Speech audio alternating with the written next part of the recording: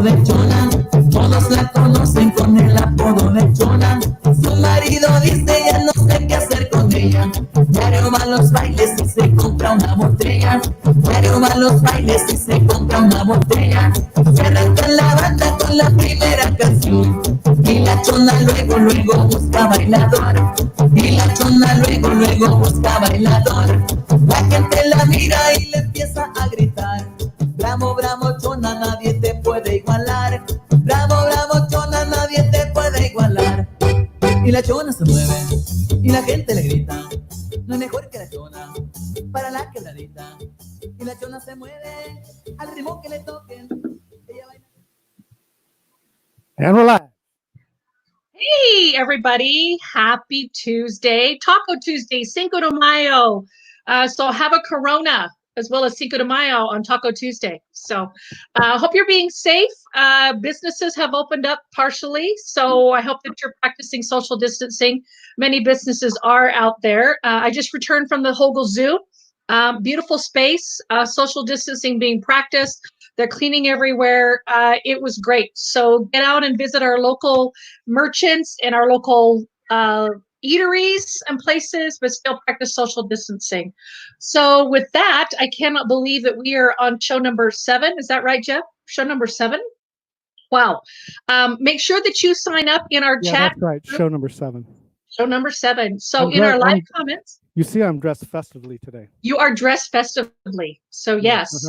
Hey, we got Nigel here, and Jim Tarr is on the comments as well. So yeah.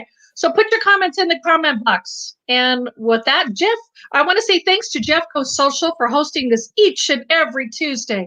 We've had some fantastic speakers. I'm so looking forward to hearing from our speaker today. Can you get your groove on for a second? Can I get my groove on? Yeah. It's Cinco de Mayo.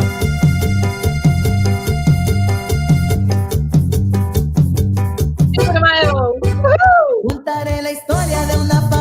There you go. Very nice. Very nice. Very nice. All we're missing is a beach right now. Oh my God. What other announcements? How did the last Thursday the speed networking thing go? It was good. We had quite a good audience and really good people. I'm getting the notes on there, so I'll be forwarding them over to everybody. But good replies, good contacts that people are making. So thank you, Jeff, for reminding me. Every Thursday, Lenny hosts that online through Eventbrite. So sign up on our website. It is a limited amount of people. I think there's 4 groups, 8 people each that go around the round table, and it's open to everybody. So yeah, thank you, Jeff. We appreciate that, and get in and sign on. So all thanks. Right, we'll put a link to that up in the comments later on that you can look at. Jeff.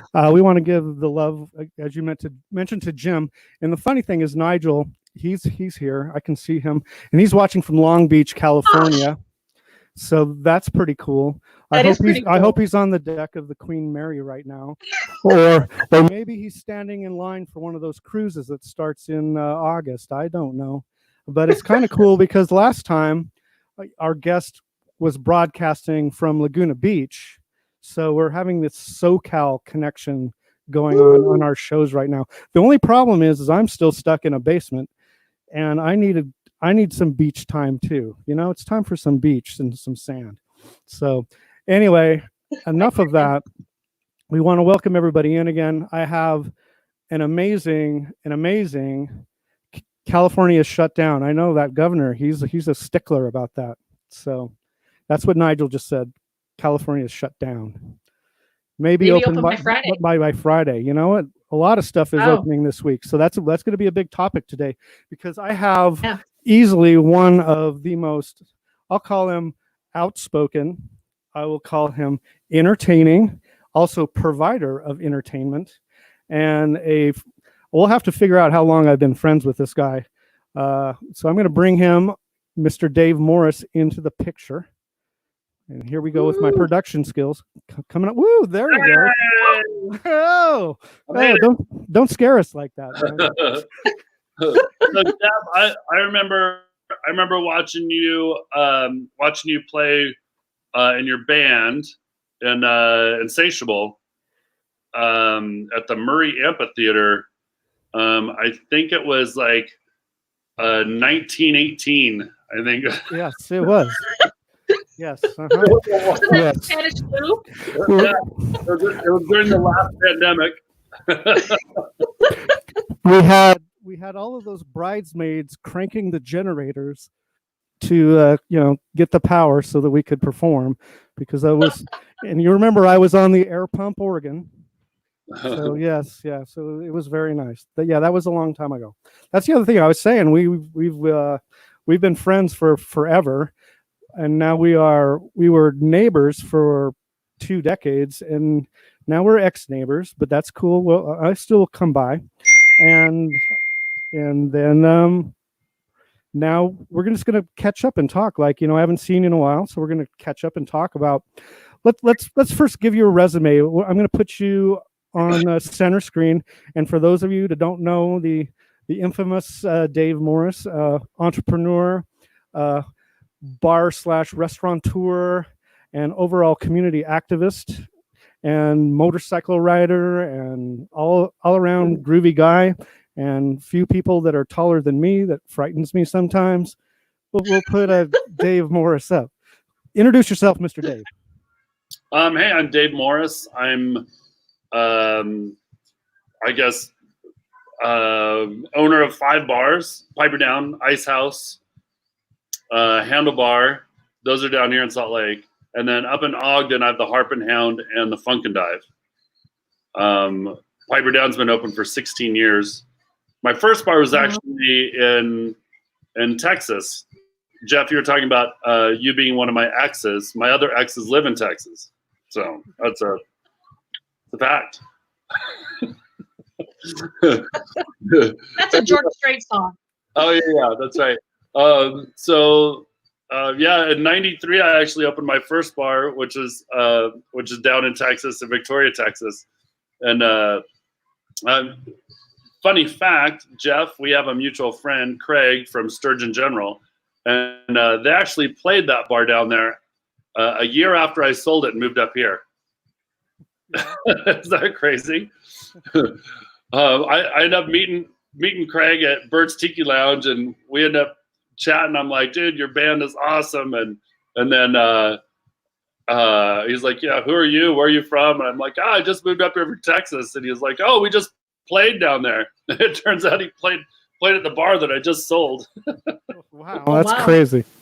Yeah, one thing for sure. And then also, I see sometimes, especially around St. Patrick's Day or anything that has to do with the changing of the laws that affects the bar industry and alcohol rules in general, you end up being on the news like a bad rash, which is a good bad rash. So yeah, you're right. I keep coming back every year like herpes.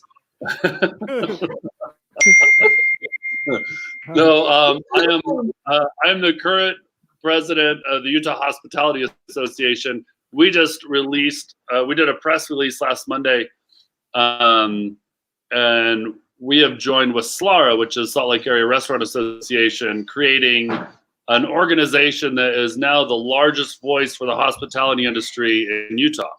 Wow. Yeah. So we're about as big as a church now. We're big. No, I'm just kidding. They still lobby. They lobby way better than I do. Way better than we do. But we do have lobbyists, so that's good. We're able to get up there and kind of, the legislators come up with the craziest ideas. I really don't know where they come up with some of them. A lot of time it's a solution trying to find a problem. So we do a lot of educating of legislators. That's part of it. Letting them know what unintended consequences could befall the Hospitality Association with the passing of these great ideas. So, yeah. So every January, February is pretty busy for me up on the hill, and then St. Patrick's Day is just right on the heels of the legislative session, and then any crazy laws we passed in January and February, we see hitting the bars in July. I don't know what they always start the laws at July 1st. They do that, except for the 3.2. They decided that one would go into effect the day after Halloween, right? No, it was New Year's Eve. No, I thought that. Yeah. You're right. It was the 0.05. The 0.05 they started on New Year's Eve. I'm like, whose idea was that? Come on. Yeah, but I also noticed that you couldn't buy a beer on Halloween to save your life. Yeah, brilliant, right? Brilliant, because nobody wants to get stuck with 3.2 on their shelves. They want this amazing 4. Well, they don't want 3.2 Bud Light. They want 3.8 Bud Light, because really, woo, to the moon. Yeah, there you go. All right. Well, since that just got brought up, I was actually going to bring this up later in the conversation, but we might as well just go into something that you have been. I just reread a Salt Lake Tribune article about it, and I saw you on TV about it as well. And can we talk about the little bit of a feud you had or are currently having? I don't even know if it's changed with Red Rock, with your businesses, and how that all came about. It was no feud. It was the Utah Hospitality Association. We put in probably 8 years of work trying to get the 3.2 to go away and go to anything else. And we had finally kind of found some common ground and with the legislators and something we could all live with, and then it kind of got railroaded by the control people, we'll call it. And so we got put into this crazy. We got put into the wrong committee meeting. Really, we should have been in business and finance or whatever. We got put in health and human services. So we were second on the docket. We got put in a dead end committee. Basically, we knew we were hosed, but still, you got to get out there and fight the fight, right? And so, as soon as the first hearing on female genital mutilation was over, then they listened to us talk about beer. and that must have been quite the transition, right? What world is this? Like changing beer, changing the percentage on beer is up there with,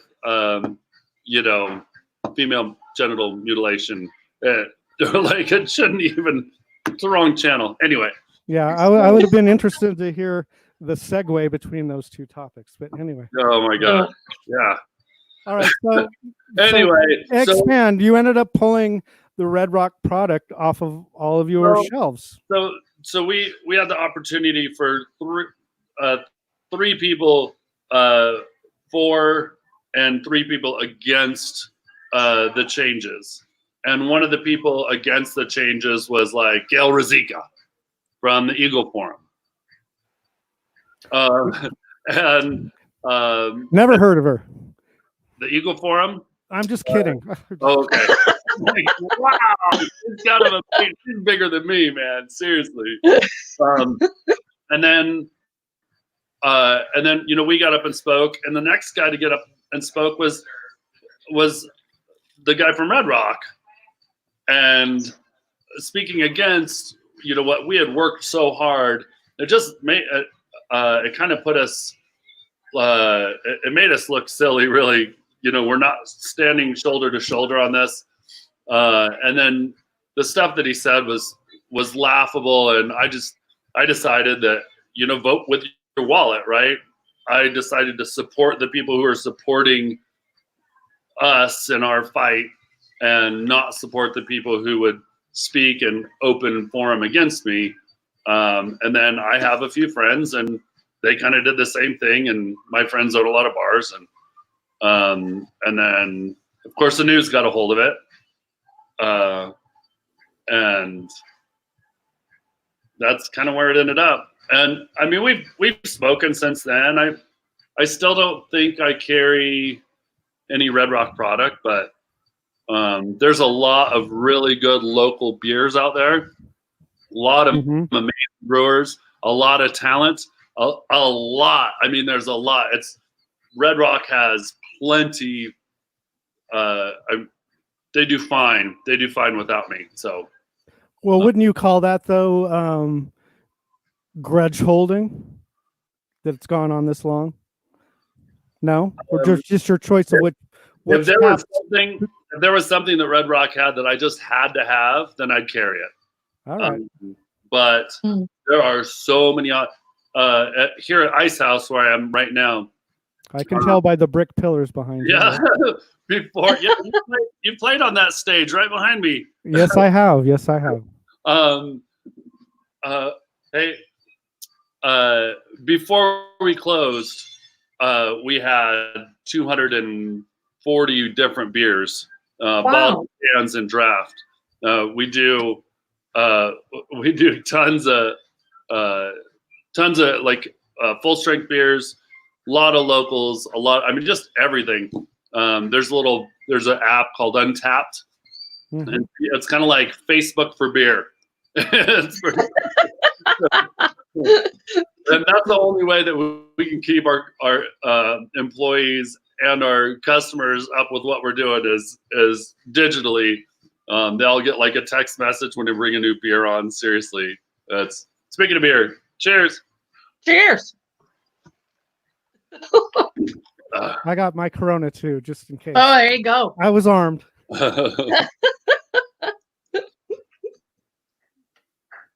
Yeah. All right. Anyway. Well, obviously, it is your prerogative as an owner, and it makes a statement. And a lot of fellow bar owners took your lead and followed you in that decision. Well, I think with this new joining of us, of the UHA and SLARA, we'll have a more unified voice, a bigger voice, and be able to kind of bring everybody together, including the Utah Brewers Association and the wholesale delivery guys. And that's something that I've never done a really good job at, is communicating and organizing, because at the same time I'm trying to watch the industry's back up on the hill. I also run 5 bars and have 3 boys and and a motorcycle I need to ride. So SLAR's their organizational skills far surpass mine. So yeah, it should be better. Moving forward. All right. So all right, let's first of all, you're at Ice Haus, which is in Murray. You have been extremely hospitable, being in the hospitality industry, to a group that I work with Linda Rawson, who was our previous guest, which is the beer business meets beer group, and you've hosted us both at the Piper Down and most recently at the Ice Haus, and gave us carte blanche basically, and treated us very well. So we really appreciate that. And you help out. You are a member of your community. A lot of people wouldn't want to have the face of the industry, but you've chosen to do that, and it's quite a lovely face, I might say, and I really appreciate that. And especially with a nice. Actually, I will give you as far as every guest we've had up till now, you have the best background. In fact, you're even rivaling my background, so I appreciate that. And before we continue, I just wanted to say hi. We have a few people on board. Yeah. We want to. Do you want to give some shout outs there, Steph? Yeah, we have Marie Getch is on, and Nigel. Like we said, George Wilkinson, he wants to know more about the beer app, Dave. He runs that networking group with Linda Rawson, as Jeff just mentioned, Business Meets Beer. Yeah, it's and really quick on that. It's Untapped. Untapped. Okay. Yeah. Untapped. It's in the App Great. Store. Carol. Wherever you buy your apps. Wherever you buy your apps is where you can get it. Great. And then Carol Allman says hi. So good people. A lot of people know you, Dave. So that's awesome.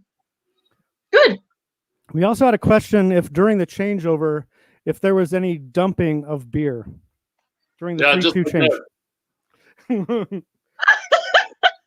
A lot. Yeah. Yeah, well, so the beer distributors came by and picked up the full kegs and full cases and all that stuff. So, so we had some draft beer that we had to dump. I'm not sure if it helped the cleaning and remodeling process, dumping that beer, but it sure made it a lot more fun. Well, good. All right, so let's talk about while we're on the topic. Let's find out with the transition from 3.2. Tell me about the best new products, or at least some of your favorites that have shown up on your taps for the first time, and then also some of the local breweries that have adapted to that and some of their products that are some of your faves. I mean, not playing any super faves, but just some of your personal favorites. Yeah, for sure. So I think the number one craziest transition was Pacifico. You remember Pacifico? It was like $6 a bottle to buy it at a bar. And now we have it on tap. And it's full strength on tap. So I think that's the biggest, like, you can feel it in your wallet type of change. But there's some really good breweries, like Rogue Brewery out of it's Newport, Oregon. Oregon, right? Yeah. We have a really good relationship with those guys, and we've been selling their beers are a lot of fun, and we've been selling their beers for a long time. But now we have like Dreamland on tap. We're the first ones to bring Rogue Dreamland on tap. Pub beer is another one. It's just fun, inexpensive. It's kind of like remember the old. I'm going way back.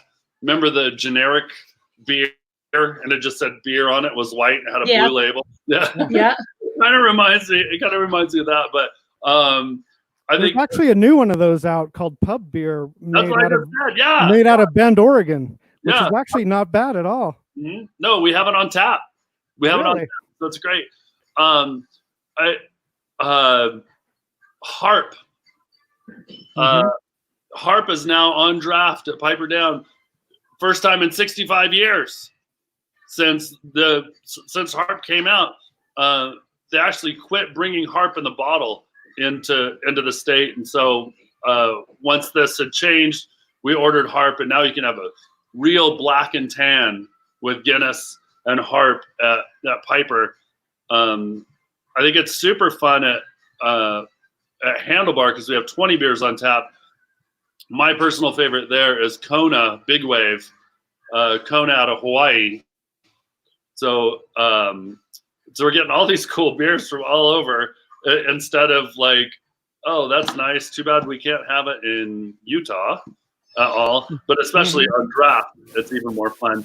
And then the local brewers, now they're brewing one beer, not a Utah beer, and then something to export.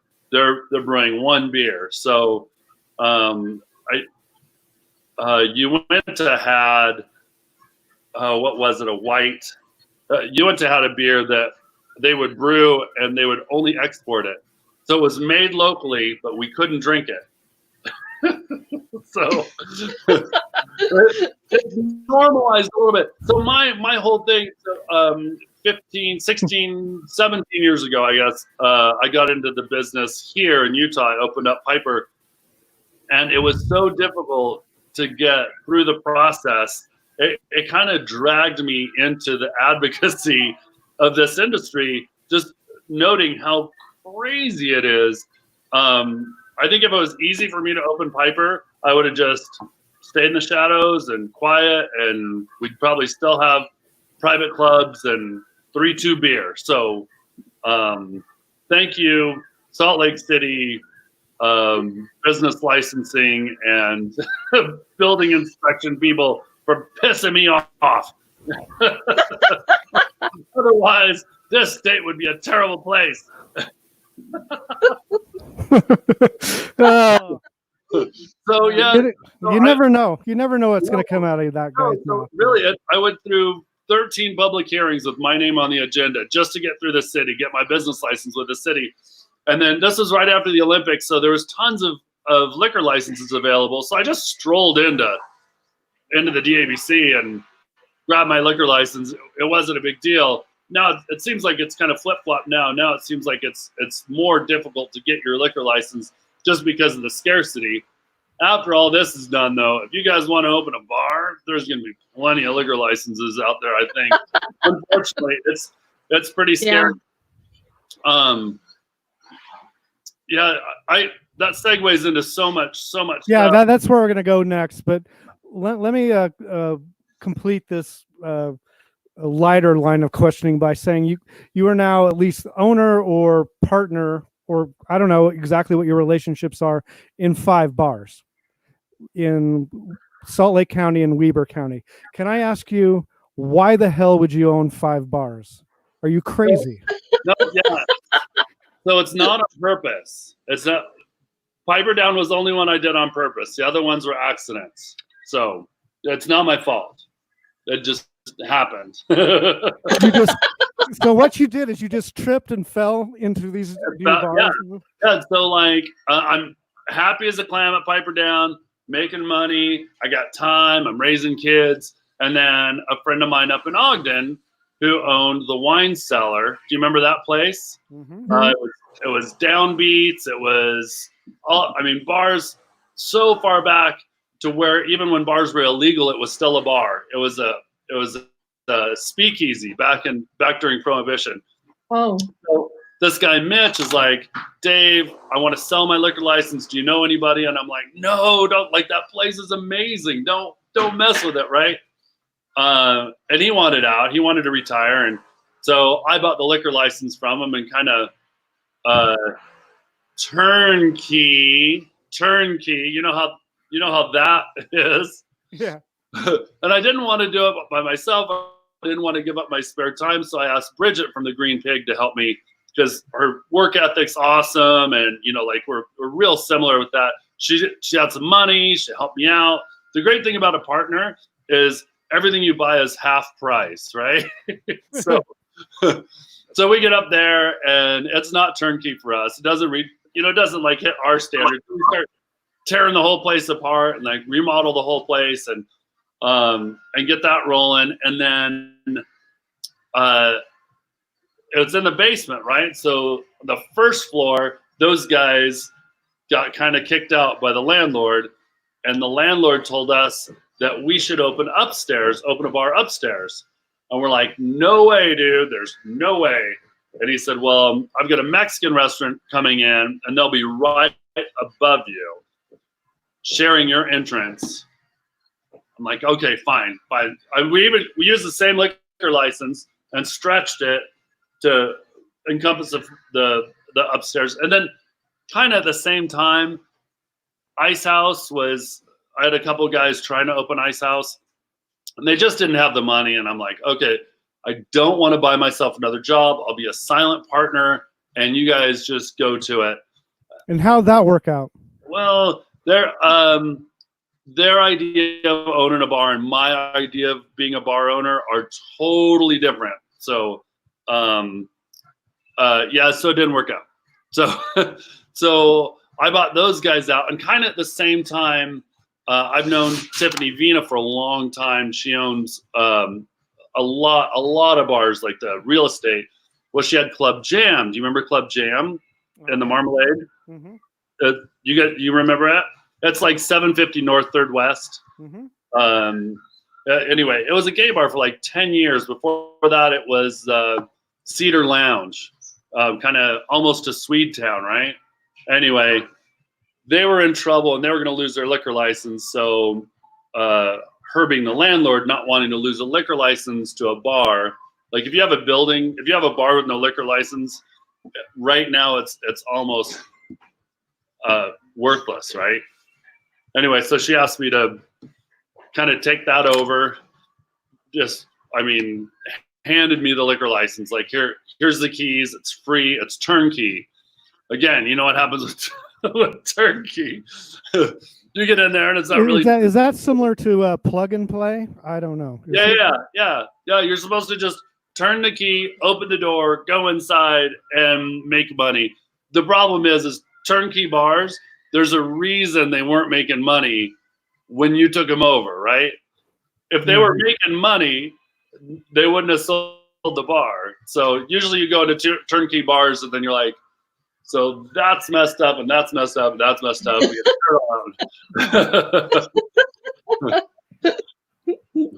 I think that's actually the best non-answer I've ever had of you must be nuts to own 5 bars. It wasn't an accident. I swear, I didn't mean it.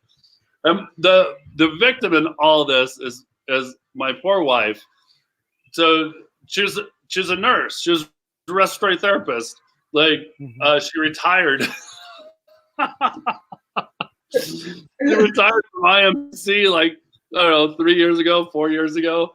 Next thing you know, she's running 170 to 200 employees. Year before last, she did 472 W-2s.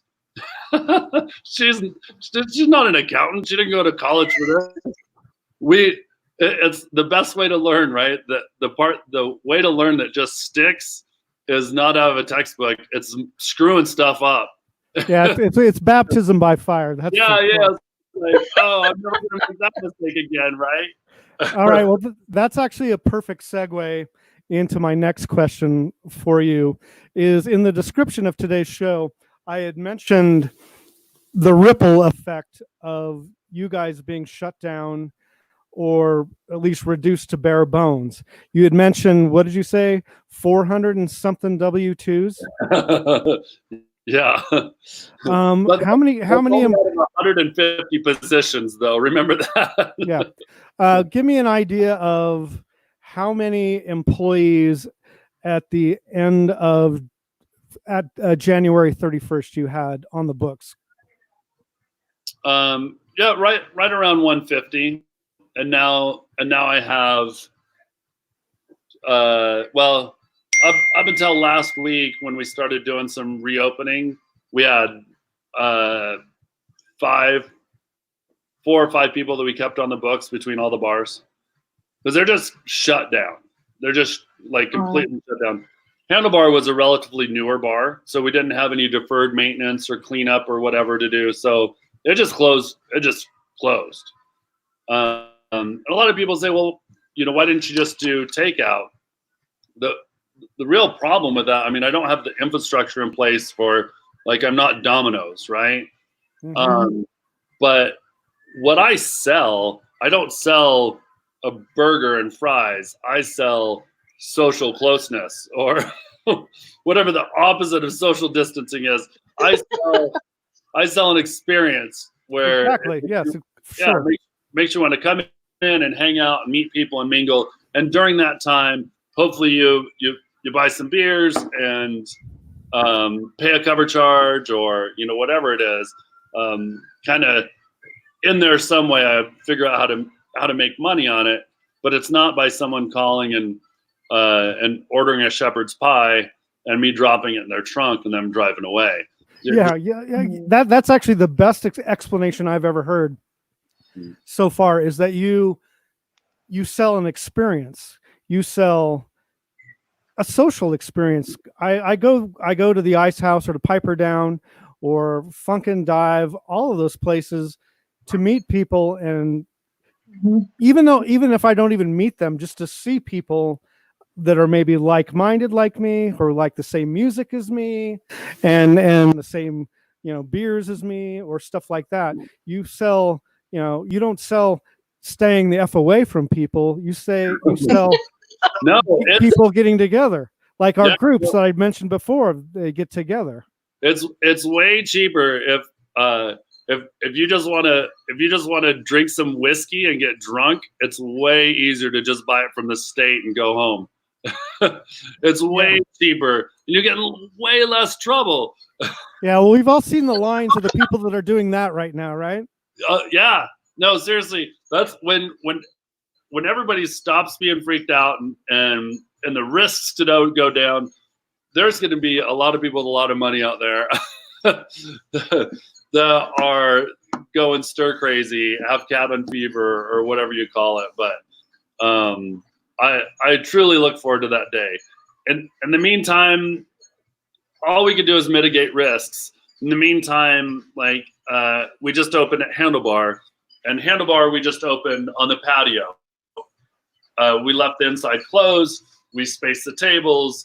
I've got a sanitation czar or whatever, whatever he is, and all he does, though, his only job is to make sure people walk in with their. Oh, you like my Joe Exotic mask?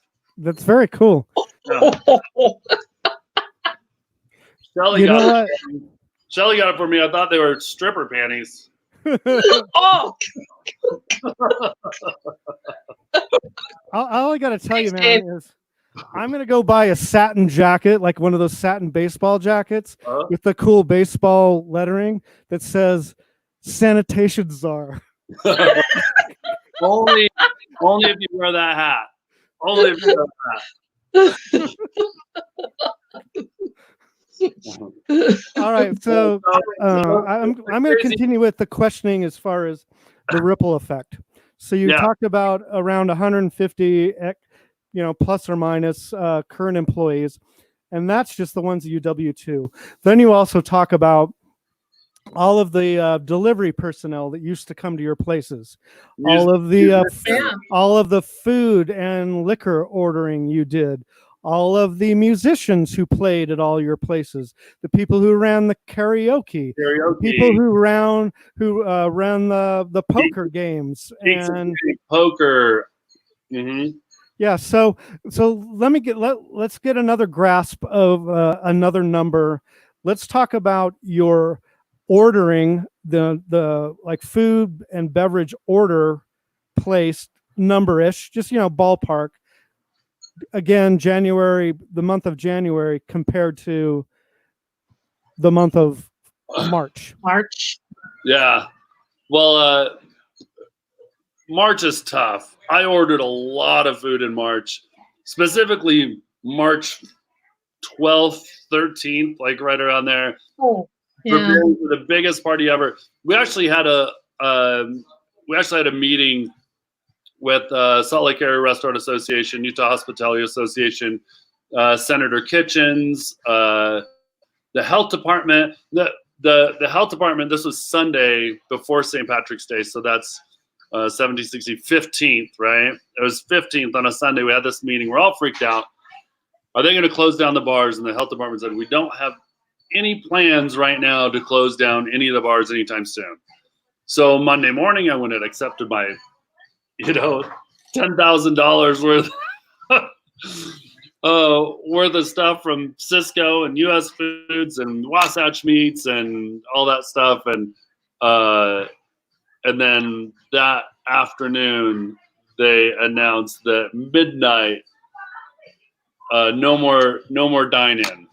So the night before, my biggest night of the year, the biggest party of the year, was a shutdown. And I get the risk, I have 2,500 people go through Piper Down on a given St. Patrick's Day. So if there would have been somebody positive, and it could have been truly disastrous, but it's tough not getting the heads up, like, hey, you should probably know we might shut you down for St. Patrick's Day. And let me be pissed, but all that produce I ended up giving away to my staff, and what the staff didn't take. I've got a friend that feeds like 100 families, that he was able to take that from 5 bars. He absorbed all that. So it gave me those warm, fuzzy feelings. At the same time, like, I'm crying in my pocketbook, preparing for a party that you never threw. Yeah. Still a little bit of a non-answer. Right. Maybe I should say January to April compared to April. Yeah. I mean, how does that affect? What's the effect there? Well, it's from 100 miles an hour to zero, full stop. It's zero income from Piper's a $2.5 million a year bar. So do the math there. So you basically have lost a quarter right now. March is our biggest one. March is a $300,000 month. Ooh. To zero. Yeah. And the tough thing with that is even in good years, July sucks, man. August, July, we're Utahns. We go camping, we go fishing and boating, and we don't go to bars necessarily, not Irish pubs anyway, in July and stuff. So that money that we're supposed to make in March, usually kind of get you through till September and school's back in and all that stuff. So your answer, the ripple effect, think about the food, beverage, employees, all the child support I pay. Oh my God. Not me personally. But apparently people have a very hard time paying their own child support. It's true, business owners out there. Think about the gig industry with musicians, and it's crazy. It's crazy. All those people, like we sponsored and hosted and donated to some of our musicians playing in their basement on Facebook Live. Mm-hmm. It's not sustainable. It's the shared energy that people have. That's why you go to a show, right? Because you can listen to a band for free, but why do we pay $250 to see Elton John? That was a waste. But no, it's again, it's that experience. You can't hear the bass spins punching your chest through Facebook Lives, unless you have a really great sound system. But but I get it. But we all have to, and I do appreciate the musicians and all those folks out there that have tried to be as creative as possible. If nothing else, I mean, a minor silver lining is just the level of creativity with people that has just been, milked out of them, the last drop of creativity to try anything to survive. And so I'm going to do another slight pivot as far as what I would call, again, in the description of the show, is the new normal and what that might look like. So in your mind, say, my band, I want to do a revival show in the Murray Hood right behind you. When am I going to get my next booking at the Ice Haus? Do you see? I don't know. It's tough. I never expected the governor to look at the rising numbers of new cases and go, we're okay. Go and open everything up May 1st. That's one of the reasons my bars are still torn apart. I was expecting June 1st, maybe mid-June. But if he says it's safe, I'm sure it's safe. So that's what I'm going with.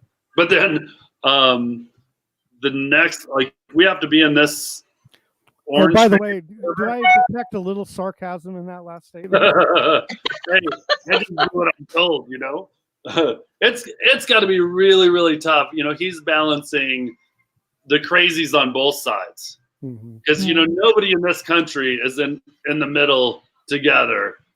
They're either on the left, on the right, or north or south, or whatever you want to call it, east and west. There's like great. I mean, this is the worst thing that ever happened over here, and then these guys over here like, what? It's a flu. It's going to just disappear. So I couldn't imagine balancing that on a statewide scale.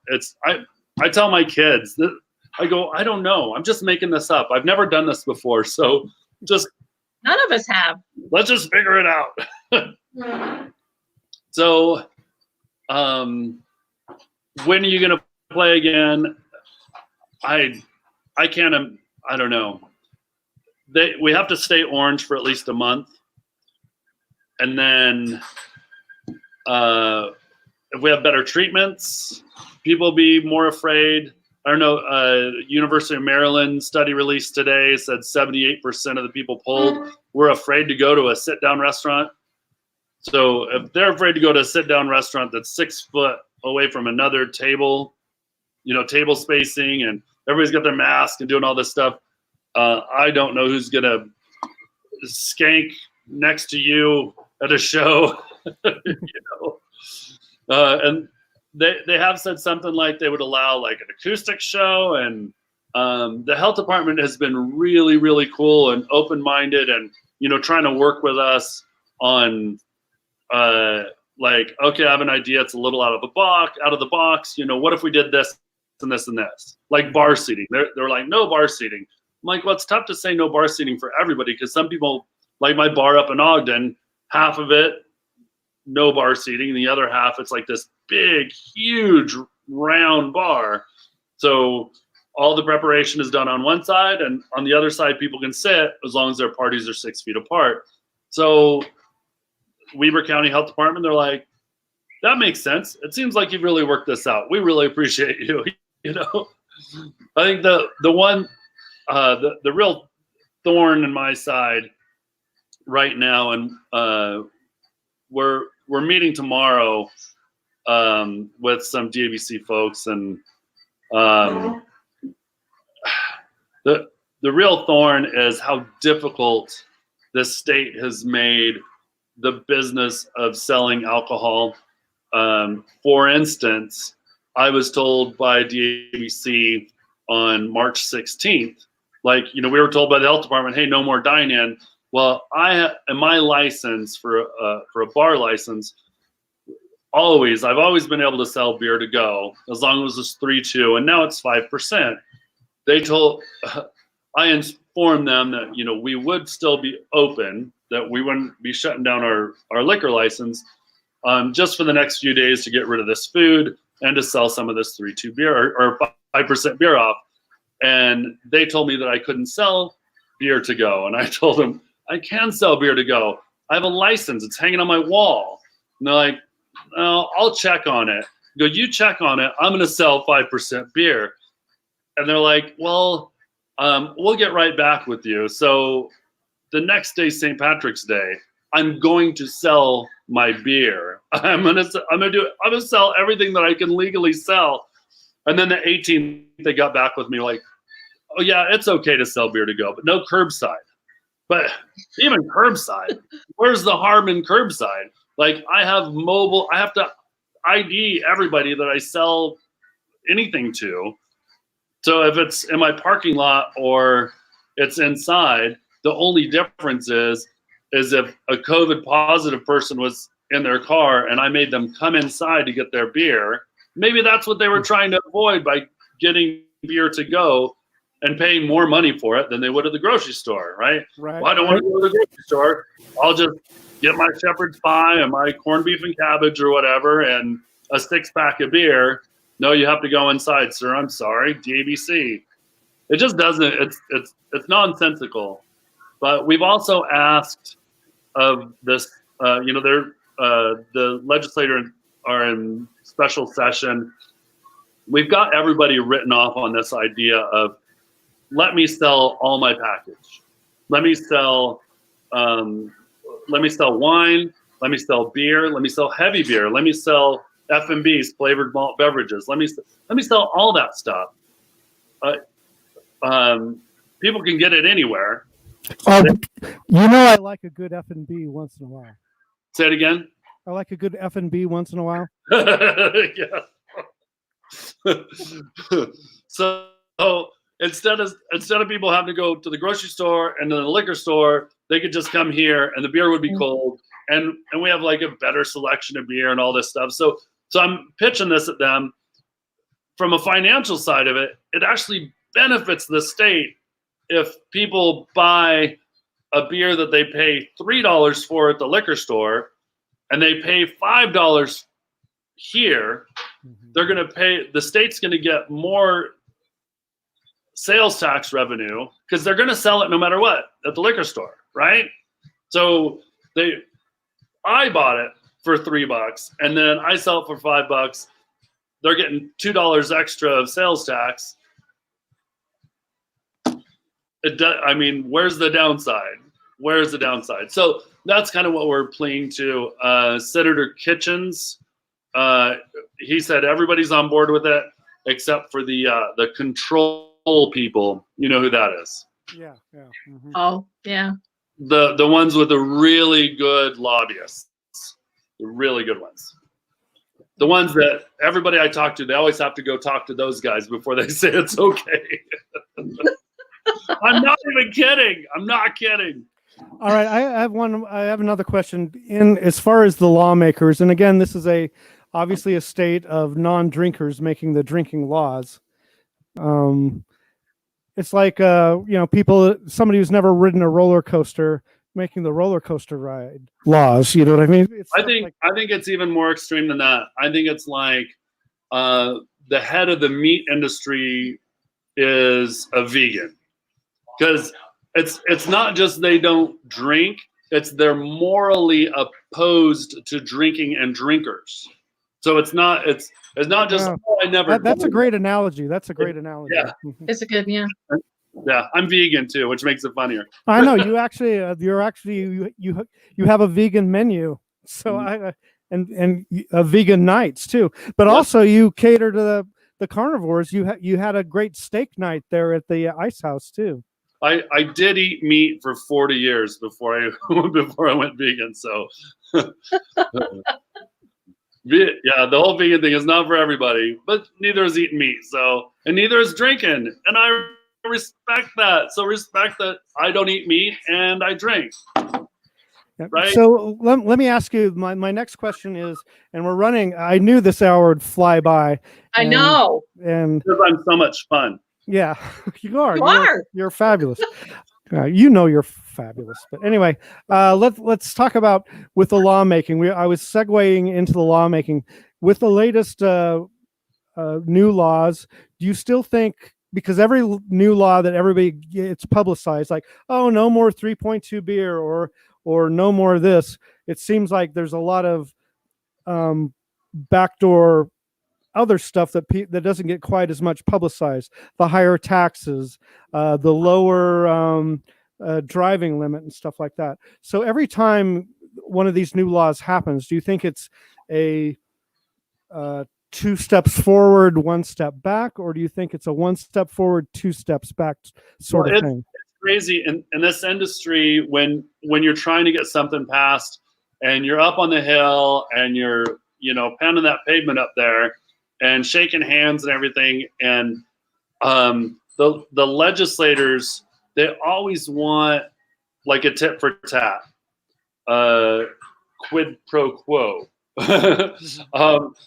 They're like, well, you have to give up something in order to get something, and it's so frustrating. It's like, I'm not asking for anything. I'm just trying to make things make more sense. Like, for instance, something I worked on for the last 7 or 8 years is direct delivery. So this is a great analogy, and it happens every day, is a beer truck will go and drop off all the heavy beers at the liquor store, and then come to my bar and drop off the 5% and under. And then I have to go back to the liquor store to pick up the beer that he dropped off there that now I need to bring back here. It just doesn't make any sense. So I was working on that for a long, long time. Like, just let them deliver it straight to me. You'll still make all the money. You won't have to pay them. That the state actually pays that beer truck driver, not the driver, but the company, $1 per case. So I did the math, and the state would have saved like $600,000 last year for doing nothing. Just for all they have to do was like listen to me, and you'd save $600,000, right? But they said, well, so what are you going to give up to make that happen? Like, what? I'm like, I'm not going to give up anything. I'm going to save you money. I'm going to make it like fewer trips, like less carbon footprint. Like, how many different ways do I have to, like, this makes so much sense. I had no idea that they had to do separate deliveries. That's nuts. I didn't either. Yeah. I had no idea. Anything over 5%, it used to be anything over 3.2 just last year. And that was a lot of beer. Like, my liquor order would be like 3 cases of liquor and 17 cases of beer. I'm like, this is ridiculous. And I've got a truck. Think about all the places that, like, I know a lot of places. Yeah, they'll send Sally in her Honda Civic. Hey, can you pick up this liquor order on the way? It's full of beer, you know? So it just doesn't make any sense. My point was, with them, let the liquor stores sell liquor, let the beer distributors distribute beer. Oh, this is crazy too for anybody who's listening who's like a super beer snub. So the state paid extra money to ship, like, when they import their liquor orders. They put out a bid for a transportation company, and one of the requirements for the transportation company, the shippers, to bring the liquor order into is it had to be a refrigerated truck. Why does it have to be a refrigerated truck? Because they take the beer, so the beer is brewed, and then it's cold. It gets put on these cold trucks, and then it comes into the state, and then they unload it into warm warehouses, and it sits there until we go pick it up, or whoever picks it up and puts it in their fridge. So why spend extra money? There's so many little things. They just need to listen to me, Jeff. All right. Well, okay. Well, with that said, if they need to listen to you, since you are like a nutso and you want to be involved in all these things simultaneously, why don't you run for office? Right. No. No way. I'm a better complainer. Then they'd be like, no way. There's no way.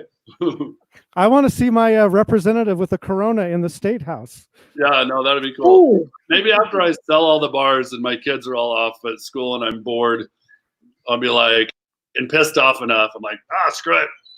I'm going to run. If Trump can get elected, I can get elected. There you go. There you go. Yeah. So as always, I always say we want to leave our audience wanting more. That's the musician in me. Leave them screaming for more. And I hope you come back again very soon. But the last point, and I have to say, out of all of the guests, you've definitely been the most animated. That's for sure. And there's been phrases that I will pull out of here that I've never heard in an interview before. This is the first day drinking in an interview before, so that's cool. Yes. And so happy. Not the last. Not the last. And happy Cinco de Mayo and that. But most of all, Cinco de Mayo.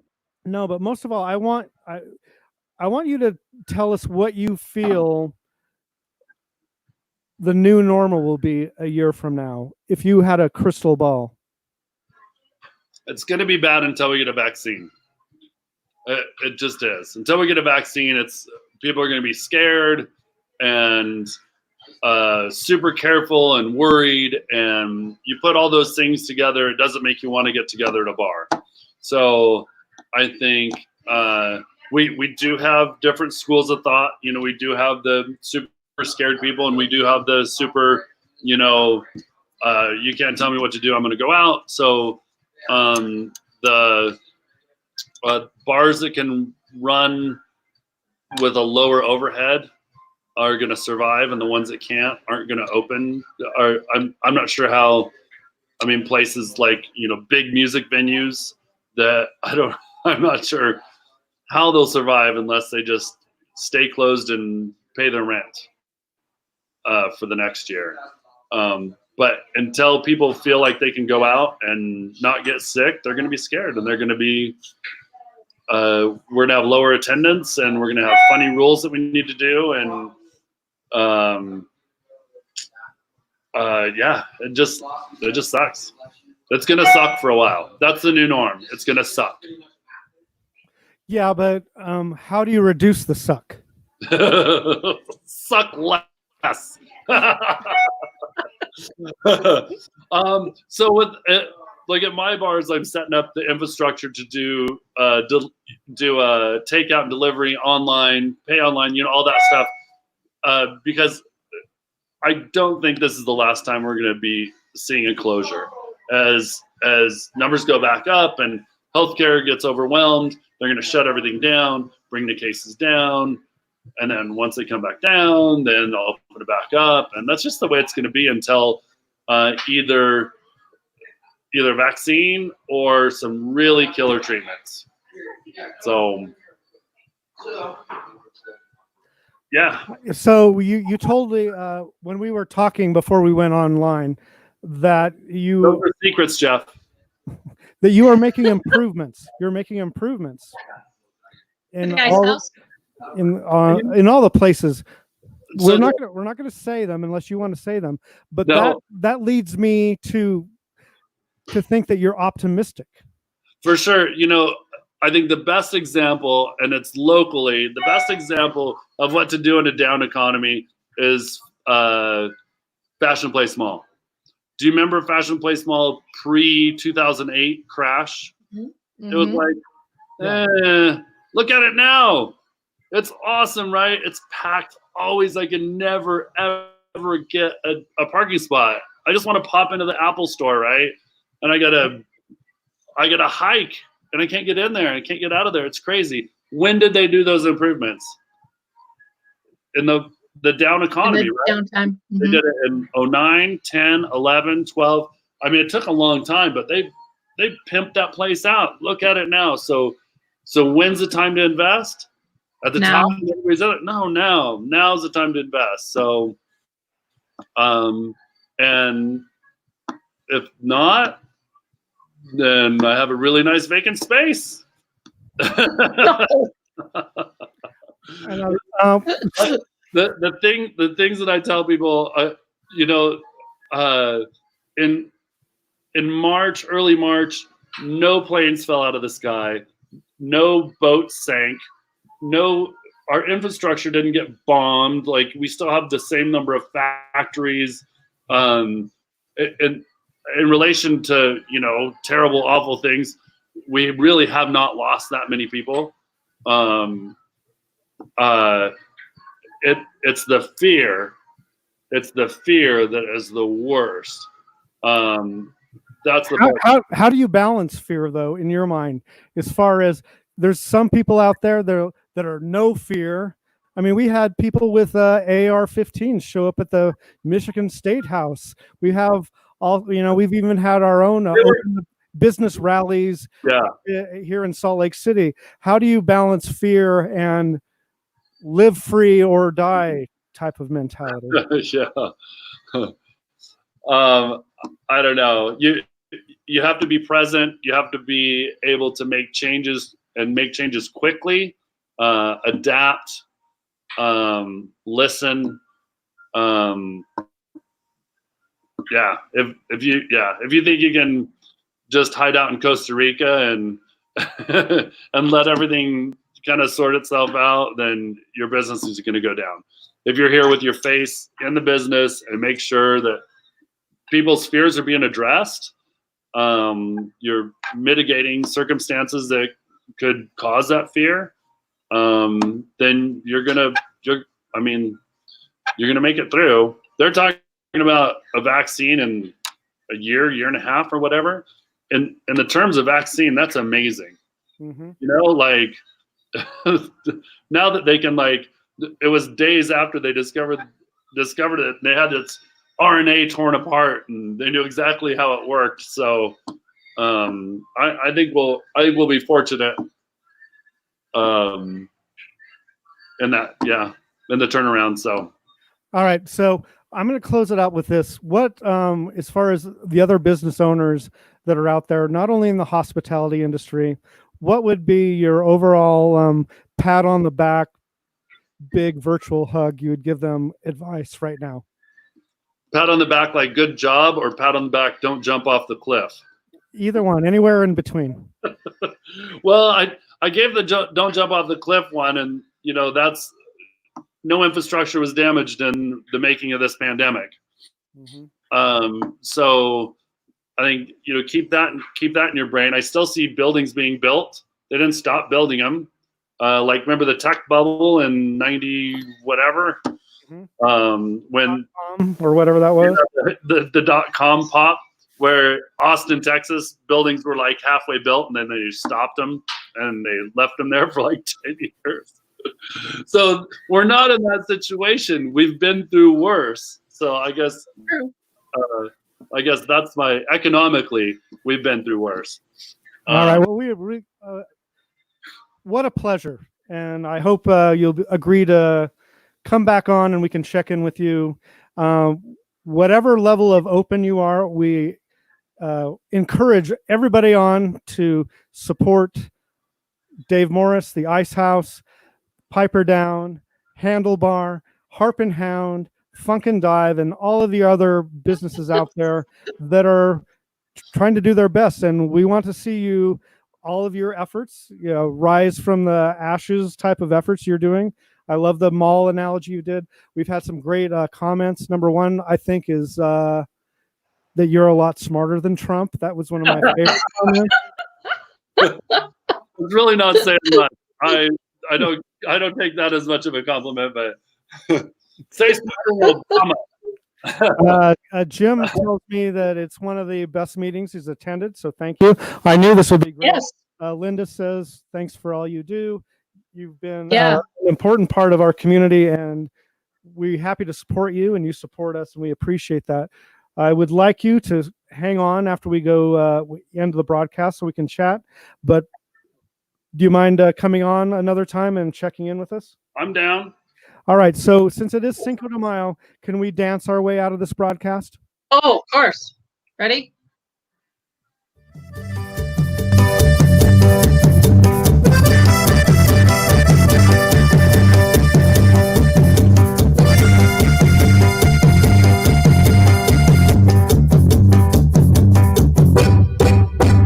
Contaré la historia de una famosa persona. All right, goodbye, everybody.